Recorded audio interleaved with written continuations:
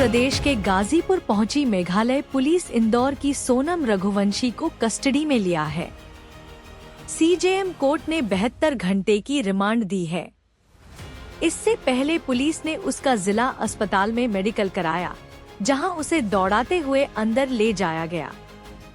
सोनम डरी सहमी नजर आई। पति राजा रघुवंशी की हत्या के 17 दिन बाद सोनम 8 जून की आधी रात गाजीपुर में एक ढाबे पर बदहवास हालत में मिली थी।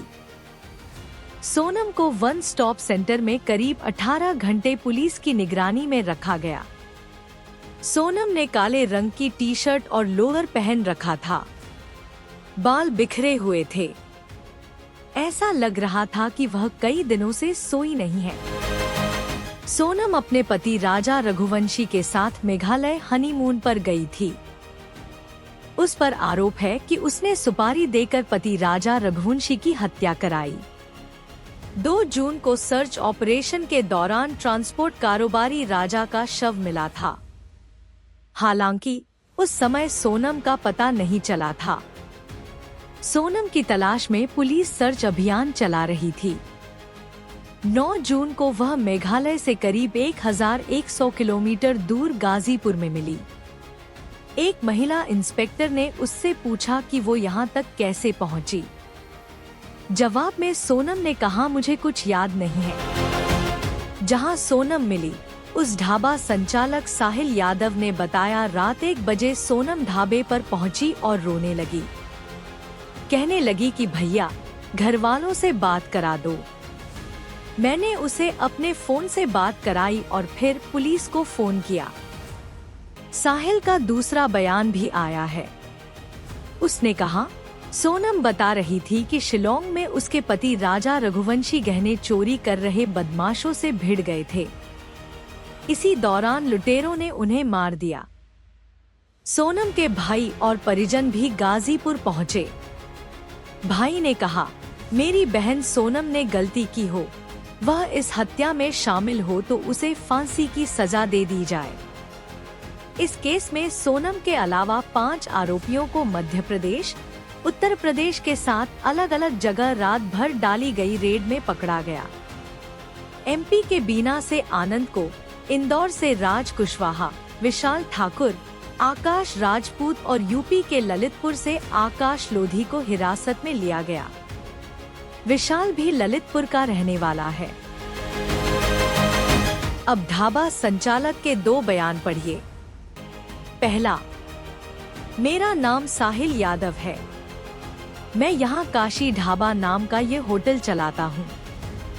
रविवार की देर रात 1 बजे के करीब एक लड़की यहाँ पर आई और आते ही उसने मुझसे कहा, क्या तुम मुझे अपना मोबाइल दोगे? मुझे अपने परिवार वालों से बात करनी है।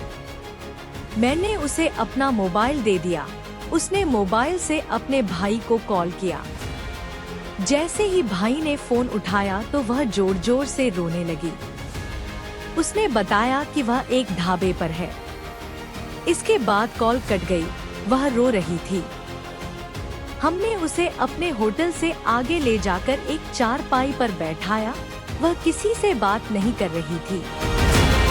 हमारी फैमिली की कुछ महिलाओं ने उसे समझाने की कोशिश की। उससे उसका हाल चाल भी पूछ रही थी, लेकिन वो कुछ बता नहीं रही थी। वह गुमसुम सी थी। थोड़ी देर बाद सोनम के भाई की मेरे पास फिर कॉल आई।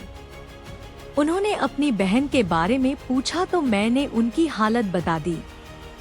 इसके बाद उन्होंने कहा, आप पुलिस को फोन कर दो। कॉल कटने के तुरंत बाद मैंने पुलिस को फोन कर दिया। कुछ देर बाद पुलिस आ गई। पुलिस ने लड़की से पूछताछ शुरू की, जिसमें उसने अपना नाम सोनम रघुवंशी बताया। इसके बाद पुलिस समझ गई मामला इंदौर से जुड़ा है। पुलिस उसे अपने साथ लेकर चली गई। करीब 1.5 से 2 घंटे तक वह यहाँ रही। दूसरा, सोनम को कुर्सी पर बैठाने के आधे घंटे बाद पूछा था कि दीदी क्या हुआ। इस पर सोनम ने बताया कि मई में शादी हुई थी, मेघालय घूमने गए थे। बीच रास्ते में गहने चोरी करते टाइम उनके पति बचाव कर रहे थे। इसी दौरान उन्हें मार दिया गया। सोनम ने बिस्कुट खाया, चाय पी और सो गई। गाजीपुर वन स्टॉप सेंटर की इंचार्ज प्रियंका प्रजापति ने बताया, सुबह 5 बजे पुलिस सोनम को गाजीपुर वन स्टॉप सेंटर लेकर आई थी।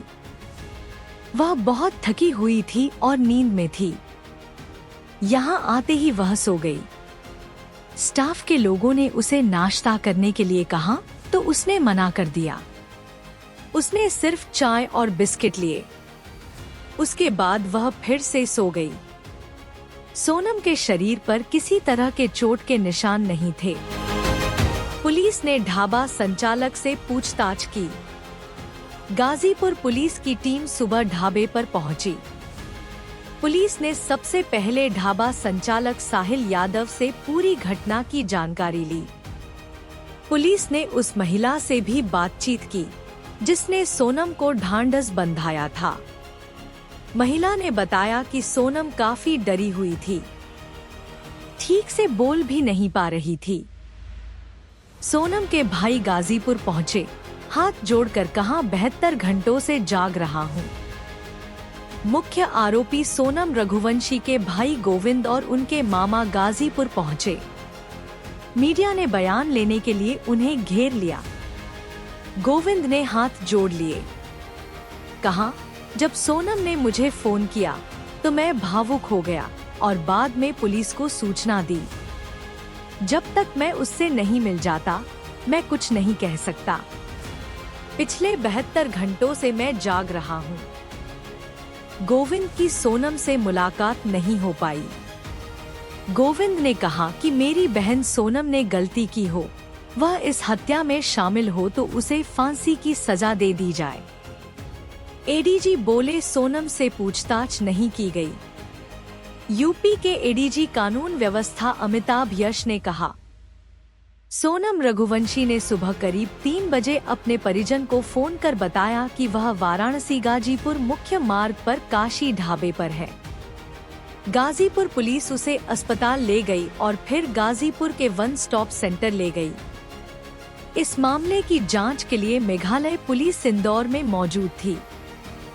गाजीपुर पहुंचते ही सोनम रघुवंशी को मेघालय पुलिस को सौंप दिया गया। यूपी पुलिस ने सोनम रघुवंशी से पूछताछ नहीं की है।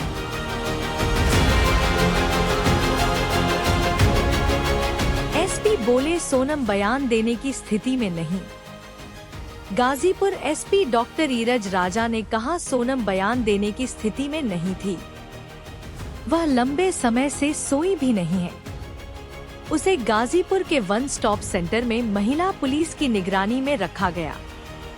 एसपी ने कहा कि पुलिस कर्मियों को गश्त के दौरान काशी ढाबा पर एक महिला बदहवास हालत में दिखी। इसके बाद उन्होंने तुरंत थाना प्रभारी को सूचना दी। थाना पुलिस ने मौके पर पहुंचकर महिला से पूछताछ की, जिसमें पुष्टि हुई कि यह वही सोनम रघुवंशी है जो अपने पति के साथ लापता हुई थी, जिसकी तलाश दूसरे राज्य की पुलिस कर रही थी। यह मामला दूसरे प्रदेश से जुड़ा हुआ है, इसलिए जब तक वहां की पुलिस नहीं पहुंचती, तब तक गाजीपुर पुलिस कोई कानूनी कार्रवाई नहीं कर सकती।